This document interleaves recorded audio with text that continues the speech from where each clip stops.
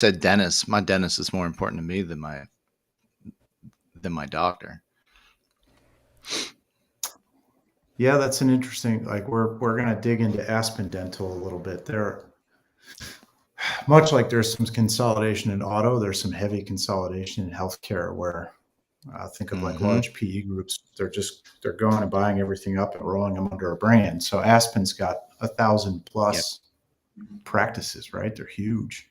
Um, In this area, it's Meritus. Meritus is huge, and they've encompassed a lot of the private practices now no longer exist. It's all Meritus, and a lot of people are warning against that because I guess they call it socialized medicine.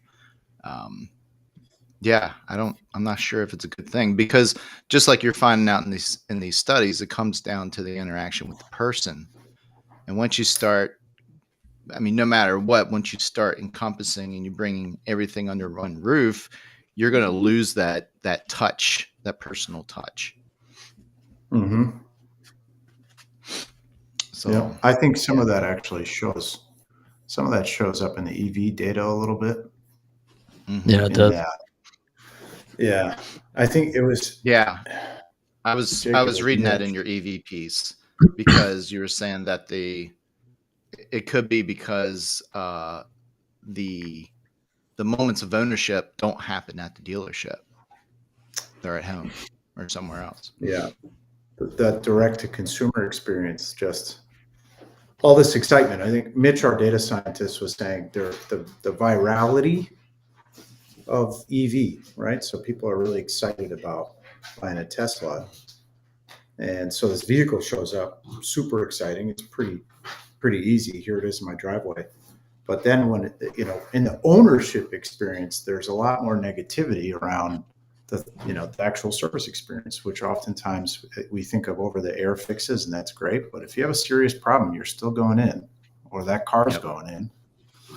And then you get sticker shock, right? And new batteries, whatever, 5,000, 8,000, depending on the model. Like it's creating some problems there. Yeah.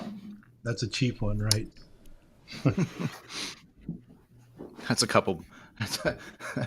That's a jerry rig AAA battery one. Refurb. Yeah. All right, 15 seconds.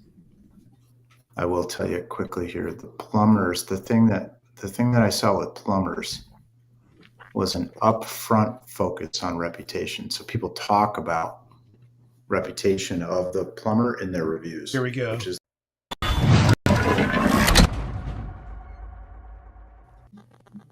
all right. Well, we'll continue. In and got you, Matt. So here we are. Yep. What's up, guys? Well, what's going on, everyone? Of 24. Yeah, first one. Oh, the first Refresh Friday. Very fun. Very fun. Yeah. New year. Thanks for having us. Well, you all are bringing the perfect topic to kick the year off. So, it's a great way to find some focus points to really get started on the year and see what you can clean up or maybe get excited about because you're doing well with it. And all based on consumer sentiment and consumer reviews. So, Jake, I know this is your first time on Refresh Friday. It is, yeah. Welcome. Welcome aboard. Thanks for having us. Welcome back, Matt. What's your background? Always good to be here. My background? No, I know your background, but for others that don't. And then Jake, you as well. Sure. Yeah. After the Navy, I spent about 10 years with dealer.com. And as everybody knows, there was a couple acquisitions in pretty rapid succession. Went to Podium for about a year. And then my wife and I started Widewail in the summer of 2018. So we're going to celebrate our 6th birthday in July, which is just amazing. 54 team members now up here in Burlington. Wow. This dealership's been with you probably, 6 years. I'd say 5 years. We should just look at that. Yeah, it's been a long time. Appreciate that, obviously. Jake, you want to introduce yourself? Yeah. For me, it was 5 years at Car Gurus after school, and then was looking to move up to Burlington, shake things up, and met Matt through a mutual connection. At Car Gurus, I was there a video producer, so I managed the YouTube channel. And when I was first moving up here, Matt's first interaction with me was like, "I don't need a video guy. Why are you sending me this video guy?" And I was like, "Come on, I got more to offer than that." And that was, but I was employee 7, so a little bit different than what we got going on right now. And that was 4 years ago. So we've just been growing along as we've been going. So to be Pretty clear fun. to our dealer viewers, you were part of marketing in the video, not the price hiking part of Car Gurus. Yeah. I know. I have been hearing some rumblings after my departure. You were pretty early at Gurus too, weren't you, Jake? I was employee 69 there, so I think they're over 1,000 now. I was in Boston last weekend for a wedding, and you can see the Car Gurus logo up on the Boston skyline now, which is, as someone who worked there, it is very cool to see their success. But it's been fun. But So none you of the say recent decision for Jake. What? You said you were gonna shake things up in Vermont. How do you go about shaking things up in Vermont? Well, for me, it was like lifestyle change. I had 2 kids, so that's shaken everything up since Oh I yeah, moved up here. But getting up to the mountains, being outside, it's and beautiful up there. ultimately meeting Matt and the Widewail team has been a lot of fun. Great. Yeah. So tell us about this study. How many reviews did you capture? How are you going about grabbing that information? If you're allowed to talk about that, and let's get into some of the results. Yeah, sure. So for Widewail, this was kind of the realization of a goal that we've had for years and years. So we started actually, Jake, 2019. So right after you started, I think. Yep, We that's were 29. connected. Yeah, we were connected with a PhD candidate at Princeton who happened to be doing a lot of work on natural language processing and topic analysis, things of that nature. And she needed a capstone project. And so we said, "Oh, this is fantastic. Why don't we give you a database of reviews and you tell us why car shoppers or customers are happy and what are the things that maybe make them upset?" And at the time, we thought it was we were pretty small. We thought this was a fantastic opportunity, and it was 10,000 reviews, which to us at the time was a big deal, right? I think we weren't even a year old yet. And so she took the data and interviewed us a bunch to better understand the use case and used a technology called TF-IDF, which is really about sort of topic frequency, keyword density, and things. And Jake shared the write-up that we did of that back then. And interestingly, even at that scale, we could see some of the themes that now show up in this voice of customer report, which, to give you an idea of scale, I mean, think of it as the first half of 2023, 16,000 plus new car dealers. We went out and got all their Google reviews. So the initial database was just over 1.5 million reviews.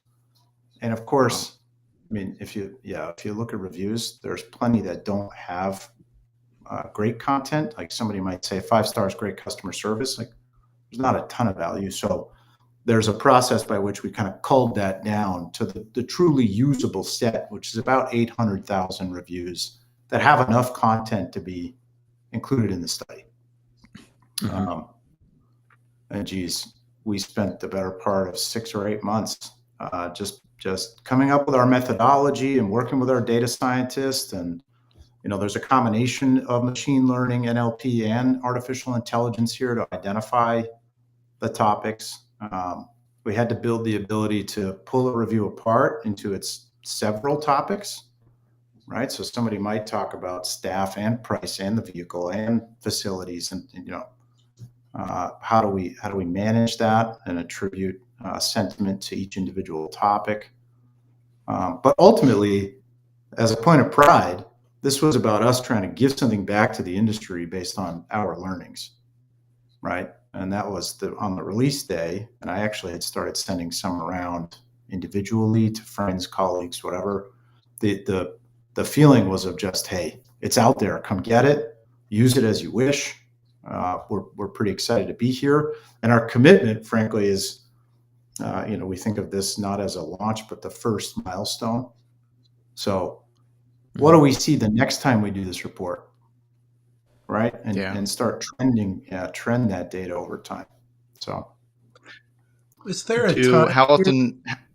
Yeah, I was going to ask that. And how often do you think you'll do this? Is it be something you do yearly? I think we'll do this yearly. I have September, October of 24 in mind for the next iteration. We want enough to change so that we have new data to report on, essentially. Okay. So I think a year will be about the right amount of time. And is it just a year's worth of data that's being analyzed? And this report is the first half of 23.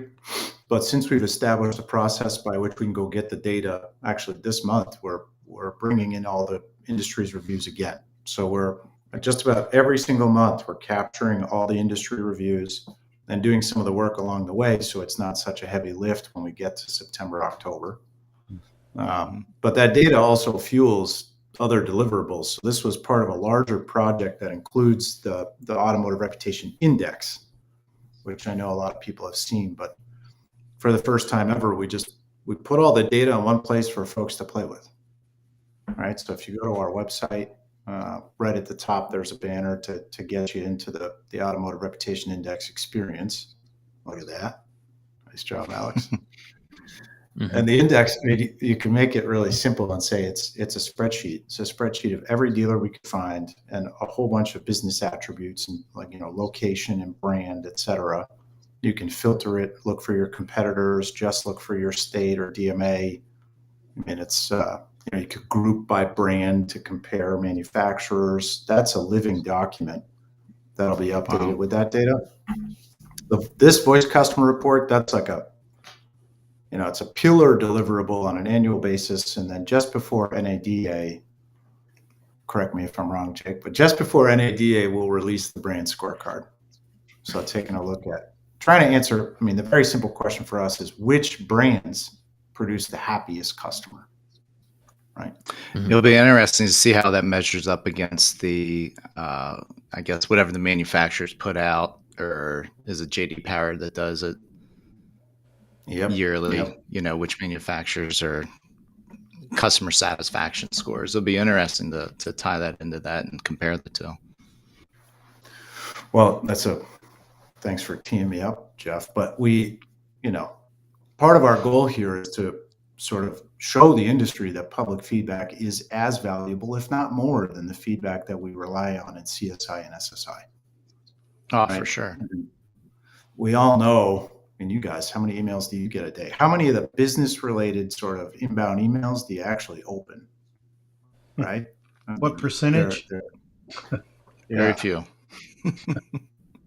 Right. So, and how many survey requests? Oh my goodness. Mm-hmm.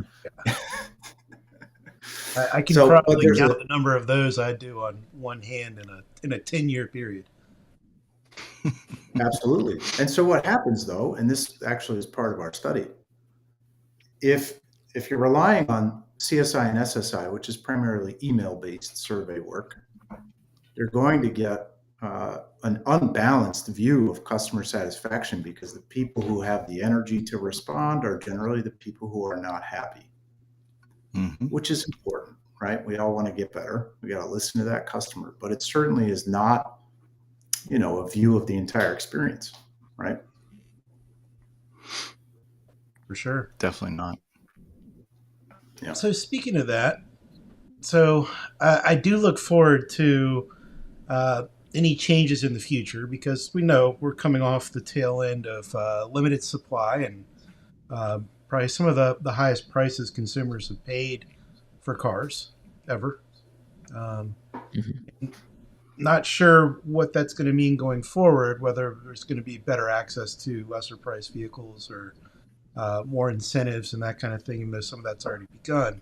It'll be interesting to see how that's reflected in future reviews. Um, just curious about Okay. that. But price in general, um, I've read some of the results and know the answer, but one of the things that dealers are hyper focused on with customers is pricing. Every customer Mhm. wants to know how much is this thing for me and how soon can I get it, and how impactful is that in the reviews? Yeah, so price was a central part of the study. We were also curious to answer that question. We basically found not as much as you might think. Um, Looking at the frequency, so we broke the study up by 27 topics, price being one, deals being another subset of that category. We found that price generally is mentioned in 4% of positive reviews and 20% of negative reviews. To give a little context, communication is the most mentioned topic in negative reviews at 36%. So pricing's in the top four on the negative side. Um, and we tend to see sales more often associated with positive reviews, service more often associated with negative reviews. So connecting the dots, you can say pricing within the service department is the most frequently mentioned combination, um, which is interesting because we have whatever the average price is, $48,000 for the average new car this year. And that doesn't seem to be influencing positive reviews, especially on the sales side. It's not frequently mentioned. It's not a major determinant of positive reviews. Um, but on the flip side, what we find is that service and the communication related to service and pricing as a component of that ultimately is where consumers are most sensitive in terms of the public feedback that they're putting out. I mean, before you sign on the dotted line to buy a car, you know how much it's going to be. Whereas I've got a car in the shop right this minute because the belt's shredded, and the dealer or the service shop called me yesterday and said, "Hey, we've ordered all the parts." And I said, "How much is it all?" He said, "Well, we won't know till it's all done." Oh, okay, great. Yeah, there's a lot more ambiguity there. Yeah, I just sticker shock. yeah. Like even I mean we see it in the study, like brakes. When people go in to get their brakes done, they're not expecting to pay $1,000. They just don't have that. It's not something they do all the time, right? And so and the website doesn't support any kind of service menu transparency. It's hard to get a Well, sense before you go. Mm-hmm. yeah. And Yeah, pricing it's comes up. difficult for them to get that pricing information for service because each car is so different, even in the pricing for something like brake job. Yep. Yeah. Mm-hmm. Yeah, the opportunity seems to be in communication. Communication most often comes up in negative reviews, pricing less so. So anything that can be done to improve communication throughout the process and sort of set expectations around price is likely to minimize negative feedback. Okay.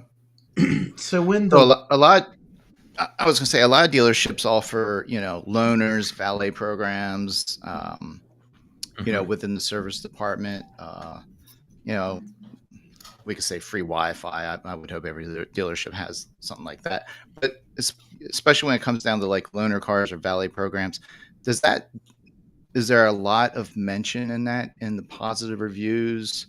I guess even in the negative reviews, or is that something that consumers just maybe have come to expect? There is not. Those topics kind of fall in the category within the report of topics that don't influence reviews hardly at all. There's about a third of the topics that we looked at that really almost have very little effect.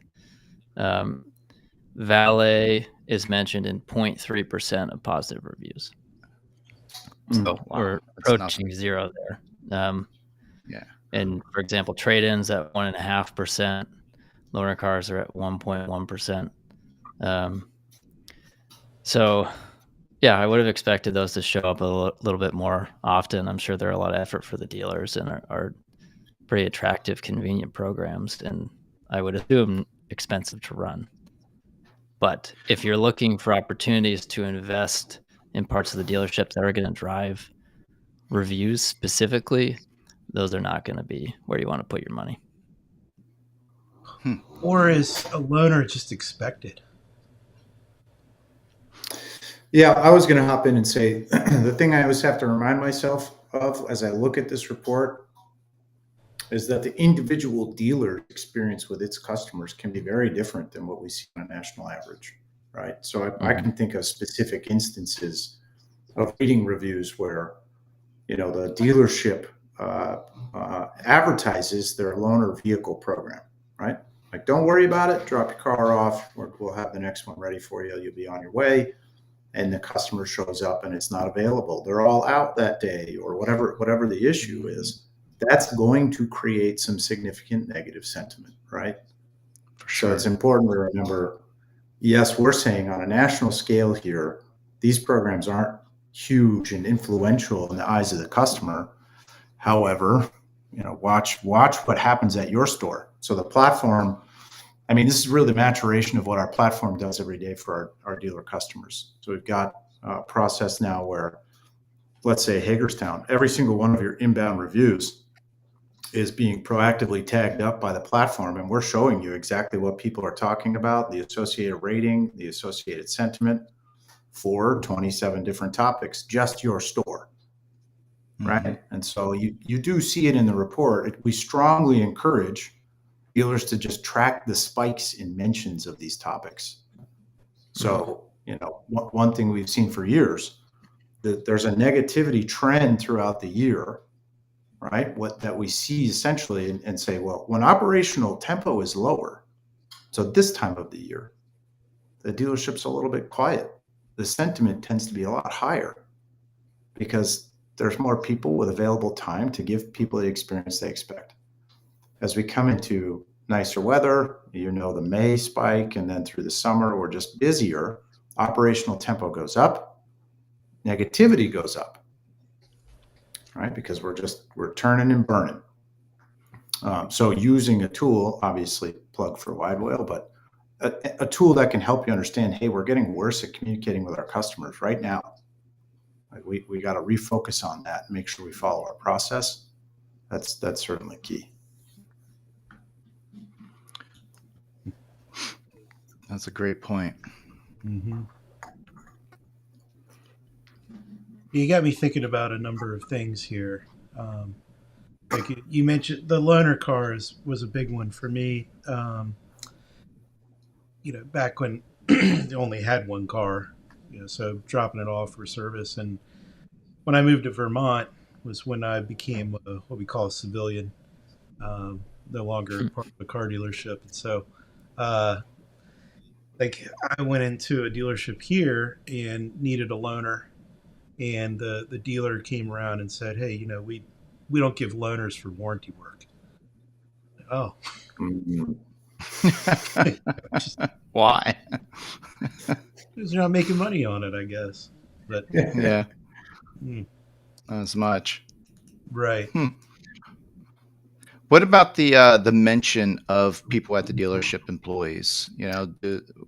See a lot of reviews that actually mention the salesperson's name or the service advisor's name. Oh yeah. You want to hit that, yeah. Customer service is still king, I think. Yeah. Was it positive reviews? 54% of all reviews mentioned a representative from the store by name explicitly. 80% of reviews mention a topic within the staff category. So we looked at personnel and then qualities like helpfulness, friendliness, professionalism, things like that. But far and away, looking at every single topic, staff is by far the most significant driver of positive reviews.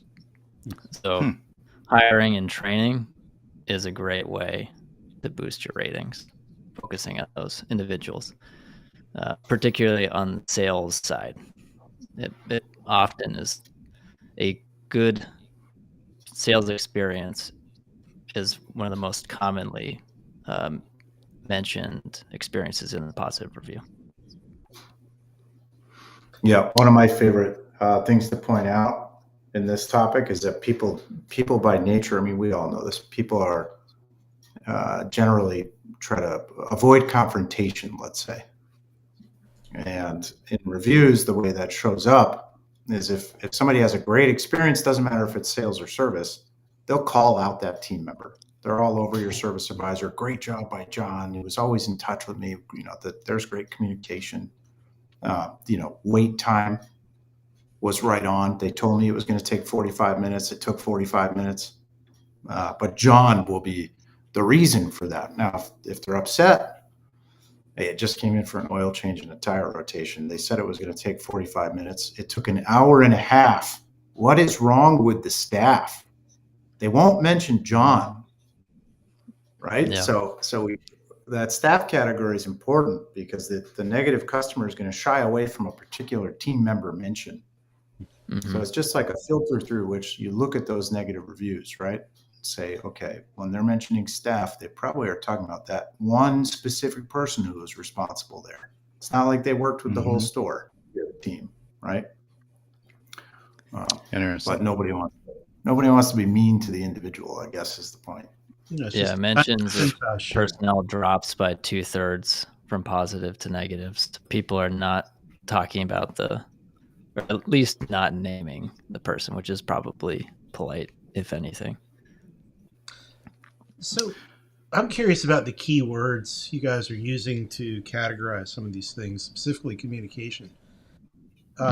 What words get put in that category? I'll take this first. So we started with, we had more than 1 million reviews in our own database before we started this process. And as I was talking about, we've trained our platform to present these topics to our individual dealers, right? And at this point, with machine learning, what's easier to do than a keyword search is to say this review mentions that topic, right? So we as humans can read a review and say they didn't get in touch with me, they never called me back. Those things that you would associate with communication, nobody ever told me my car was off the lift. I had to call to find out service was complete. We're basically taking all of those communication related reviews and using machine learning to help the platform understand that this is what communication looks like. Right. Okay. So I couldn't export a keyword list for you, I guess is the point. And we're constantly, frankly, refining it. So we're becoming more and more accurate the longer that we run these processes, which is, we have such great confidence in the accuracy today, but as you know, with artificial intelligence and machine learning, that's just going to continue, right? And so next year's report, our ability to track trends gets even a little bit better. Good. Actually, glad to hear that, and not just keywords.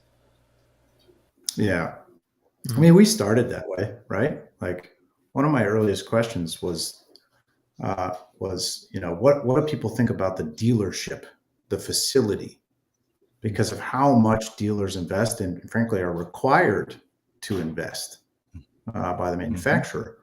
And so we started with some really basic keyword searching. What do people think of the bathrooms, Wi-Fi, the waiting area, and those things? But you tend to find that the language is so varied that it's immeasurably easier to use some technology to say, this looks like this topic, so watch for other ones that are like this. You know what I mean? I would think AI here in the future would really help out with that. Well, it's huge. Absolutely. I mean, in this study, again, like we use machine learning again to get some topics together, but then we can use GPT to take those learnings and process the data. Mm-hmm. That's great. So what's the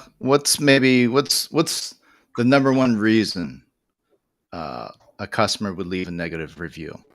After looking, what you say, 800,000 different reviews, what would be the number one reason a customer would leave a negative review? What are you guys finding? Yeah, the number one scenario that a customer would leave a negative review is issues related to communication within the service department, particularly either the car wasn't fixed to satisfaction, or there was damage to the car, or wait times missed or weren't meeting expectations, and then price would be the fourth component mixed in there. So some combination of those 5 topics, but communication in the service department is the leading cause of negative reviews. Sounds like also, so like what could a dealership do to help alleviate those negative reviews? I mean, obviously communication, but is there, do you guys have any ideas for something particular? I'm thinking, set expectations.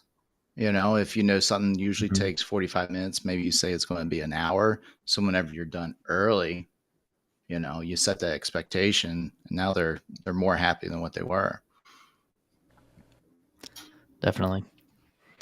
Yeah, I mean, I'd be curious to get your thoughts on this one. I think for me, what comes to mind would be in those initial conversations, setting the proper expectations, having enough guidance for the team on price, and kind of setting appropriate pricing expectations and wait time expectations up front.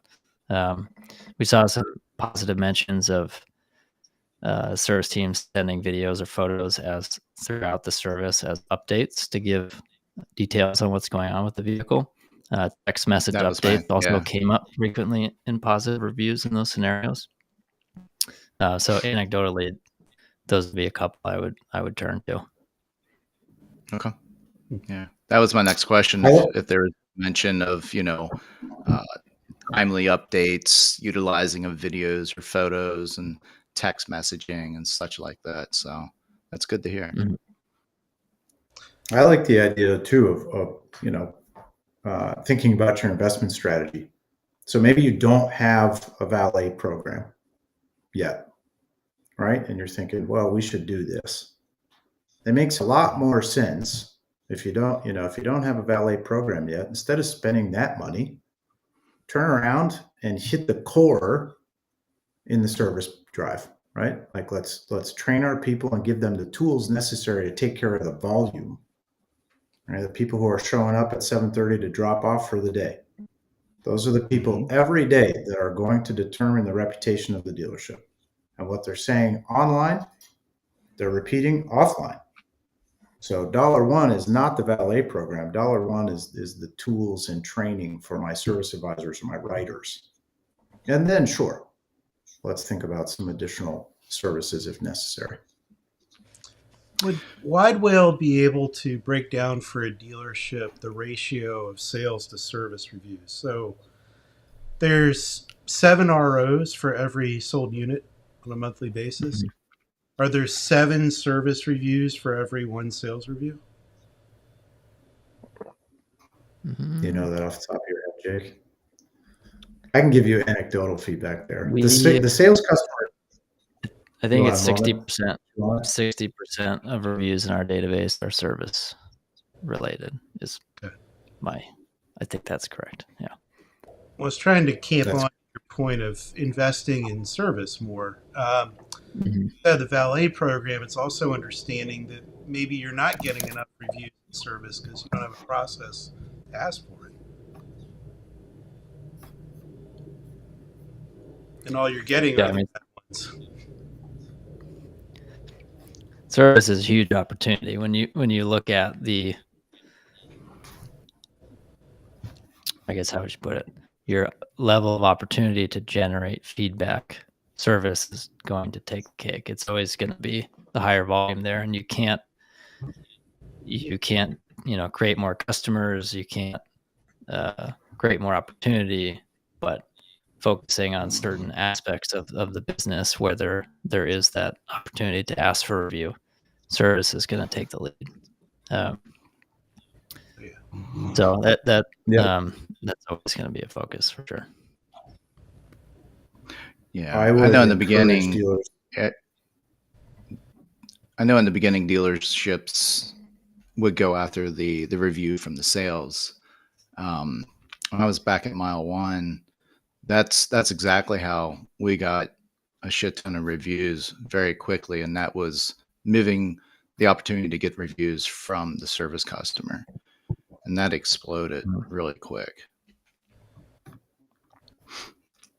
Yeah, I can't imagine a dealership not taking advantage of all their service customers to go after those reviews. 7 times the volume. Yep. It varies greatly as well by group. So Jake's throwing 60-40 at you. I just looked in the background at 2 comparably sized dealership groups on our platform. They're both about 30 stores. And one group's getting about 3 times as many service reviews as sales reviews. The other group's at about that 60-40. And in most cases, I mean, we talk about this all the time. So if you're going to implement an automated review generation strategy whereby the DMS tells Widewail, let's say, to get a review from that customer, the action that produces higher volume is just the mention of the text. So you don't have to, right? You can just let the platform do its thing, send texts, and customers will leave reviews. It's fantastic at that. But if anybody along the way says, hey, you're going to get a text, we'd love to see your review, the conversion rate goes up by like 25, 30%. Really? And so I make some assumptions when I see like the group that had 3 times as many service reviews to sales. I'm assuming there's some awareness in the service drive that this is happening, right? And you might have a service manager who's going to Widewail and using our reporting to grade their advisors, right? Because as the reviews come back in, we can tell you how Jeff did compared to Jane, compared to Mark, right? In the eyes of the customer. And oftentimes they'll take that on a monthly or quarterly basis and say, like, this person won. Great job. You were a 4.8 last quarter, according to our customers. So when there's that competitive environment, the staff tends to at least mention it. Hey, you're going to be asked. And just that little ask, it does wonders. We don't suggest coaching, but you get it. It's the only way you can get a customer to respond to a CSI request now. Like we're so inundated. Yeah, really. With bullshit surveys that one from Toyota or Ford or Mercedes or whoever just looks like another bullshit survey unless somebody says, hey, I need you to fill this out for me. So, yeah. Yeah, I don't know, maybe you guys know, but at one point, and this is years old now, it's probably like 8 or 10 years ago, Subaru started asking in their surveys whether the customer was coached. As a way to say, like, hey, we didn't know that. Right? Right, to try to kill it a little bit. I don't know if that's fair. Is that really necessary? I don't know. I mean, I think the customer is going to, no matter how you coach them, I get the coaching from the CSI scores that the manufacturers send out because they can be pretty cumbersome. But for an online review, I would think just the mentioning would be enough. I don't see why you would have to coach the customer. Maybe coach them. Just don't, write more than 10 words, please. I'm a huge advocate of the move away from these surveys to utilizing consumer reviews that are publicly facing, which have so much more benefit. Like the CSI, the Customer Satisfaction Index, or whatever it's called, only benefits the OEM. Like no consumer gets a benefit. The dealer might be able to read some of the responses, but typically those just turn into a shaming on a Saturday morning meeting.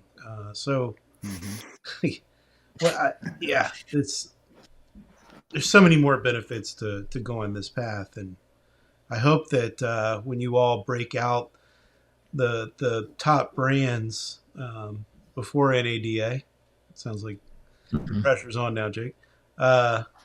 Sure is. That the groups or the OEMs that are paying JD Power for this stuff will start thinking a little differently.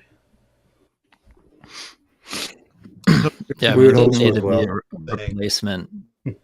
Doesn't need to be a replacement for surveys, but it should definitely be a supplement. It needs to be I'm saying. You guys can't say. I'm saying. Okay, we'll take it. Yeah, when you get you just get so much context. Ooh. Sorry, Jake. I was asking Jake this morning, and I'm going to ask you guys because you would know better than we would. But reviews, I couldn't think of another strategy that impacts both the operational teams, because that's really what we're talking about here is the operations of the dealership. How do we do better for the customer? But it also impacts marketing, like you're saying, Alex, right? So what was it, 2020? For the first time ever, reviews outweighed the location of the searcher in local search. Meaning from that point forward, it wasn't the closest of, the closest restaurant or the closest oil change or the closest dentist. That's not number one in the map pack. Number one in the map pack is the closest business that is also going to provide an exceptional experience. And reviews happen to live on both sides here, where we're optimizing for local search, telling Google that they ought to send folks to us because we do a lot of transactions and we're really good at it. And we can mine that data for the operational improvements that we're talking about here. I don't know if there's anything else that really sits on both sides like that. True.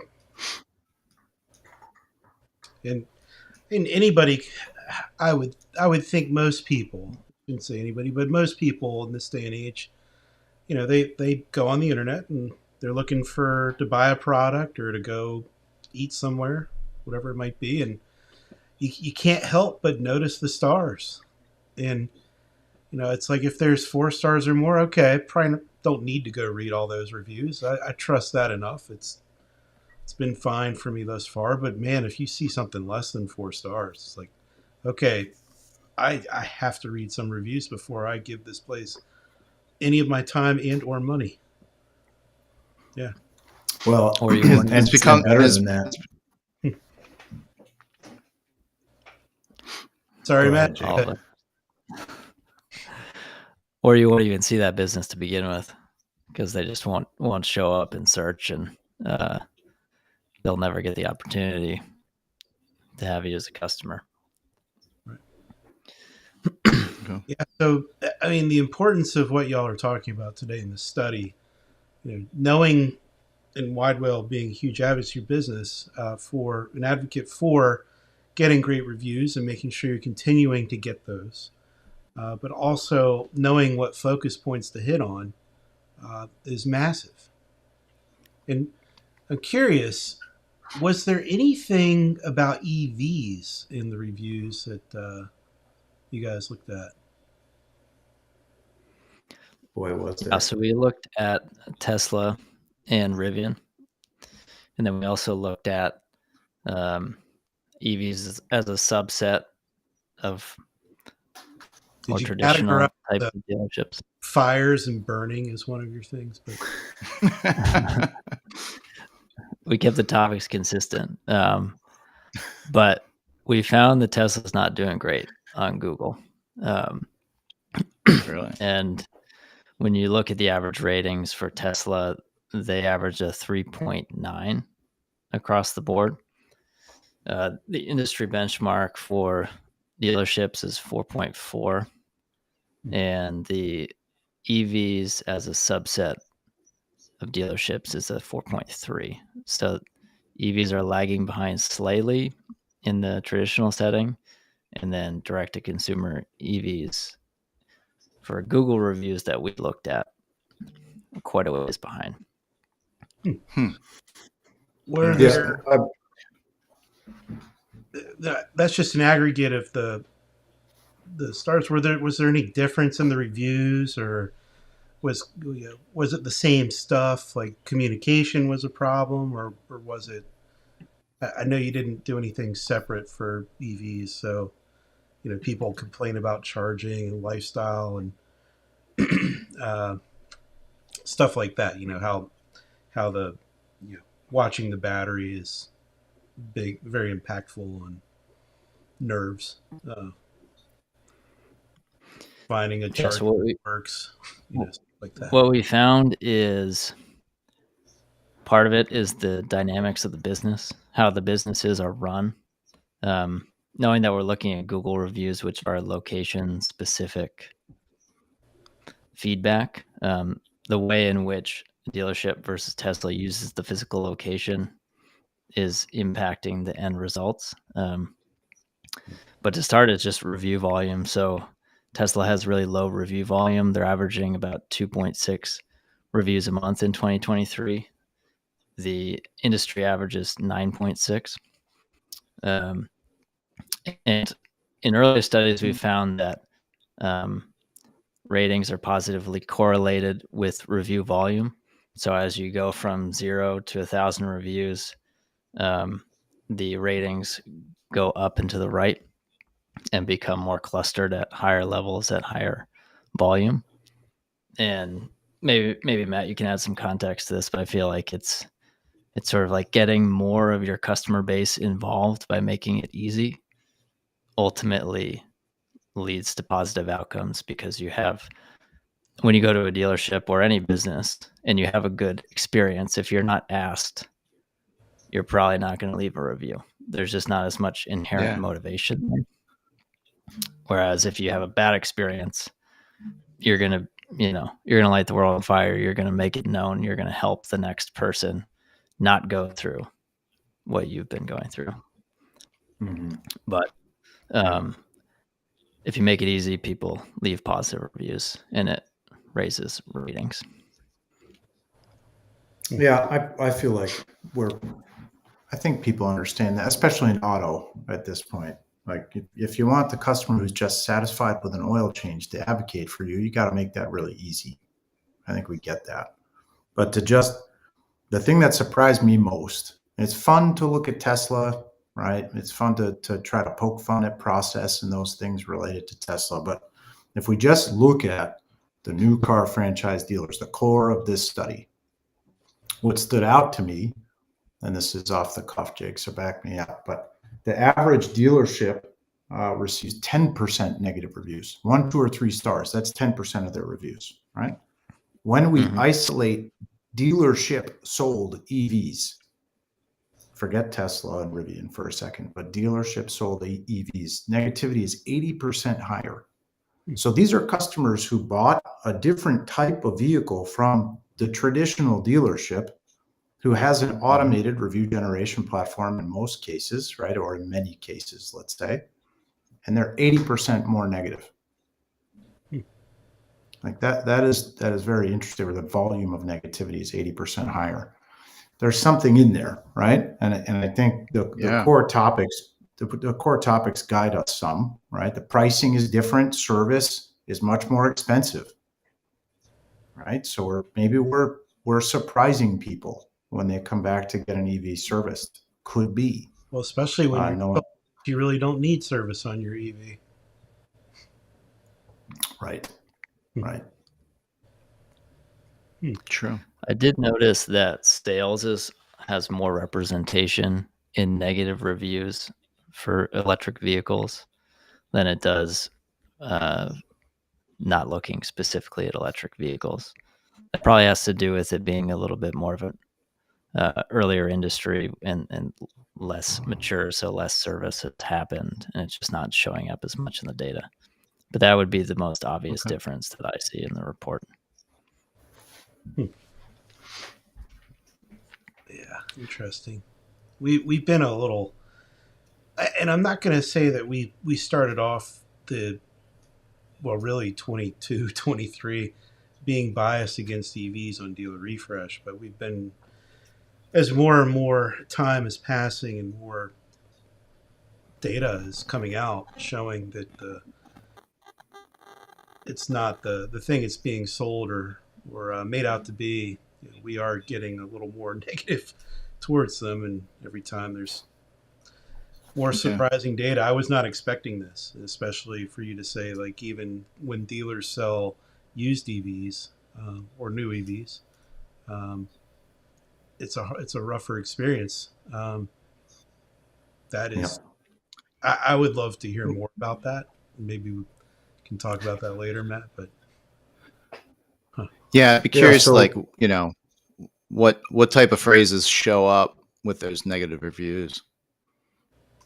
Yeah, one of the things that we're doing that we haven't talked about yet, so we got our kind of brand scorecard coming, but as part of brand scorecard, we can also isolate models. Think about it that way. So you can ask the question, which manufacturer creates the happiest customer?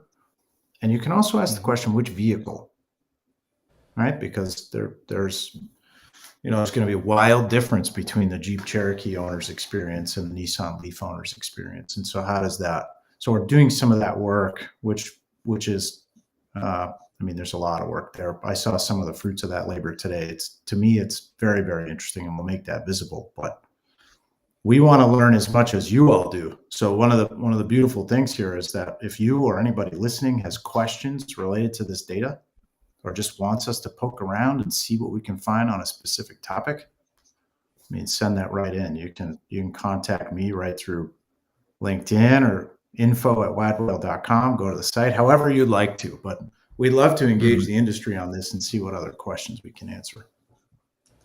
Yeah. That's great. Man. I know it's one thing, because I've read some of the report. I've obviously not been all through it, but talking to you guys about it today has been very helpful in getting a little more in depth in it than just reading it. So you're giving me all sorts of ideas in a good way, not just about trashing EVs. That's totally different. But no, just a lot of thoughts about dealership operations, even my own business, and some ideas there. So yeah, reach out to these guys. I think the interaction and the communication beyond just reading it will be helpful. Not to keep going down the EV route, but I was reading through some of the notes here, and it said personnel mentioned 50% more in negative EV reviews compared to negative auto industry reviews. What's like, how'd you come up with that? So it would be jumping from 17 to 25% on the mentions there. So breaking down all of the EV reviews we have in the study, we can split by positive and negative, and personnel is coming up more often in negative reviews. At the moment, yeah, I probably phrased really it wrong. I'm just, I guess my question is more like, I wonder why it's that way. You know, why would that purchaser, that customer, be more inclined to mention the personnel name with a negative review? That's just, you've got to highlight too. That's a weird one. Yeah, this is where, we love to hear from you guys. We love to hear from the industry, because we make some assumptions, right? Certainly I've been working with and around dealers and OEMs for 16 years. But when I see that, I think, do we have a product knowledge issue? Right? Do we just, okay. Yeah. Maybe the dealership staff is just not able to provide the same type of experience because they don't know as much about the product. They're coming off of an ICE vehicle to an EV, and they're saying there's no maintenance, and then boom, there's maintenance. Well, Jeff told me there wasn't going to be any maintenance, right? And that was really just a training issue. Okay, good point. And we already have I think that it's well known that most dealerships have a bit of a staffing issue at the moment. for the last 3 years, you haven't had to have a ton of product knowledge. All you had to do was have a car in stock. People would buy it. So you haven't had to really hone there. And then you throw a brand new product that you haven't sold before, or a used one that you really don't know much about. Then, yeah, that would make sense. What else stuck out in this study? Was there anything that just blew your mind, or something that you just weren't expecting to see but was popping up? This is a personal. I was shocked that we couldn't draw any correlation between increasing interest rates and price mentions. Right, like the average cost of a vehicle is up 50% in the last 10 years, and interest rates went through the roof, but it did not impact pricing. That, as something that did not show up, that shocked me. I made some assumptions there, but So, do you think that's because I wonder, does the consumer blame or hold the dealership accountable for that, or are they just thinking, well, that's what it is, that's what the banks are doing, so that has really nothing to do with the operations at the dealership? I hope so. I hope that. But Yeah. my assumption was that customers would just say, "Gosh, the last time I bought a car, it was roughly the same sticker price, and it only cost me $350, $400 a month, and now they want $600." That's kind of what I expected, and there just wasn't a lot of that. Yeah, it sort of matches the trends we see with price, that we can assume buyers have made peace with the amount that they're going to have to pay before they show up. So it's not ultimately what they're reporting on within the review. Mm-hmm. And hypothetically, interest rates would fall into that category if they did use the calculator tool on any of these shopping sites to get a sense for it. So I would argue that most shoppers aren't interest rate shoppers. They're payment buyers. So even though the rates have gone up, and yes, I think that any salesperson worth their salt, they're going to say, hey, look, Federal Reserve, this isn't our dealership. This is the bank. That's not us. This is just what it is. We're trying to get you the best rate we can. If you check with credit union, whatever. And at the end of the day, yeah, that's not surprised interest rates aren't mentioned. I am a little surprised that there hasn't been more complaining about the inventory selection, or having to wait for months to get a new car, based on the time frame of data you all were playing with. That's changing now, obviously, but I heard that from a number of my friends as they were car shopping. So, yeah, it was inventory is one of the categories that we didn't see a ton of. And I again, to Jake's point about awareness, I wonder about folks just knowing, because it was all over the news, right? Supply chain issues were causing inventory problems. The UAW strike was supposedly going to send an inventory waggle. That was national news.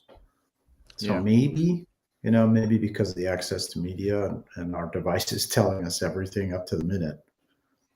But it's a great point. Yeah, it shows up in about 3.5% of reviews from this year. Noting this is the first half of the year, so anything that's changed in the last 4 or 5 months will be better communicated in next year's study. But it's one of those things where reviews happen either after a transaction has happened or a service appointment's completed. So in that context, inventory maybe isn't as much of an issue because it's been resolved. They found what they needed. Yeah. When you grabbed all these reviews, it sounds like were you able to, obviously you're able to break them out by years, right? So, I'm trying to understand, how you went in. So when you grabbed all those reviews from the very beginning, did you go back a certain amount of time, or did you just go ahead and grab them, all of them, and then break it out by years? When was the review given? We only grabbed reviews that were left in the first half of 23. Okay. Does that make Okay. sense? Yeah. Okay. Yeah. I'm just thinking it'd be interesting to see as you expand upon this and keep getting more and more years underneath your belt to see if there's any type of shift in the complaints, or people now complaining about this, whereas 2 years ago we didn't see a spike in people complaining, even different verbiage. Mhm. That is exactly what we're excited That would about. be awesome. Yeah, I think we'll because get there. I don't want to make it social, but like we've seen an increase in negative reviews at our dealership, which is fine because we always would get so many great reviews. I'm like, I would pray for a negative review just to make it look more realistic. It's like, come on, give us a negative review, because a lot of times, if it is a negative review, it's something that's easy to overcome. But here in the past year and a half, the increase in negative reviews, there's a particular set of keywords that would be associated with those negative reviews. Obviously, it's anecdotal just for our dealership. Is it Jeff? But no. No, why not say it? Like we never had the phobic keywords being used. And now I've seen an increase. If someone doesn't get their way at the dealership and the negative review comes through, it's got some type of phobic keyword associated, or racist, or any one of those wonderful, beautiful words that we all get attached to from time to time. Yeah, we like to say that our platform essentially is a mirror, right? Mhm. But a reputation management platform can't make you better on its own, right? But it can show you what the world thinks of you. And so that's, going back to the very beginning of our conversation, it's about establishing a baseline, right? So maybe you're using Widewail and you say the first half of 24, we're going to monitor our topics reporting and the general scoring of those key topics and use that as the benchmark for the second half. And say, as a team, we're going to set a goal to improve communication, right? And to maybe improve our wait times, because we're going to take some of the air out of our process. Let's see if we can target those two things and do a really good job as a team. And now you have a platform by which you can manage it. Does that make sense? Good point. Yeah, it definitely makes sense. Yeah. It's a good way to dodge the issue and in the show. No. That's a tough one, Jeff. Yeah, I mean, it's just something I took notice to, and we're like, okay, well, our operations are no different. We still got a lot of the same. I mean, we've got hardly any turn rate at this dealership. But yeah, it's anyways. Yeah, I hope we have good data that we can take from year to year to year, and we just recently added the second half of 2023 to the data set, and we'll be getting on a regular cadence as well. So this is really just the beginning of the data set that we'll have, and if specific keywords come up that we'd like to look at and go back with, we'll be able to do that as well. So a lot of options as we kind of learn more about what we can explore and find. I mean, one of the reasons we were interested in doing this project at all is to show what's possible in reviews, what you can learn, what you can track, how you can set goals for next year based upon specific topics. Like, yeah, you could say, we want to drive our communication negativity down 3% this quarter. And you'd be able to track that and see how that impacts your overall reputation, inbound traffic from Google. All these things can be understood. So that's been exciting for us. to learn those Yeah, details. Jeff. Yeah. Better sense. At your store specifically, Jeff, December 18th, we turned on artificial intelligence powered analytics. So basically, January will be the first month where your full topic and sentiment report will be populated, and any mention of staff. And we were doing this before, but in slightly different ways. So you're going to have much more accuracy and much more robust reporting at the end of January as compared to, let's say, November of last year. And maybe we just look at that together and say, like, hey, I'm not making this up, but your customer says these 2 or 3 members of the team or these 2 or 3 topics are the primary drivers of negative sentiment. Like, maybe we can find a way to address it. That's awesome. Yeah. That's I'm looking forward to that. I can't imagine it's got to be fun going through all that data and finding the different trends, and I don't know. I like that shit. That's got to be fun. It's really fun. In fact, I'll show you guys sometime. Maybe we should have done some screen shares here without calling out any specific clients, but the fact that we use a scatter plot to show topics, right? So the density of mentions and the rating. And you can take 2 dealership groups because they have such an enormous amount of data, and you can show the same scatter plot side by side and just see that this group does a really amazing job as compared to this other group. And this is not, it's their customers telling us, right? Yeah. So there are fundamental differences in the way we operate that produce higher levels of satisfaction. Why don't we get some time on Jeff's new reporting and schedule a show to come back and review some of that? Yeah, that'd be great. Yeah. Let's do it. Love it. Cool. Yeah, maybe we do that after NADA or something. When is NADA?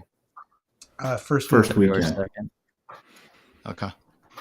All right. Yeah, I'd totally be down for that. Let's do that.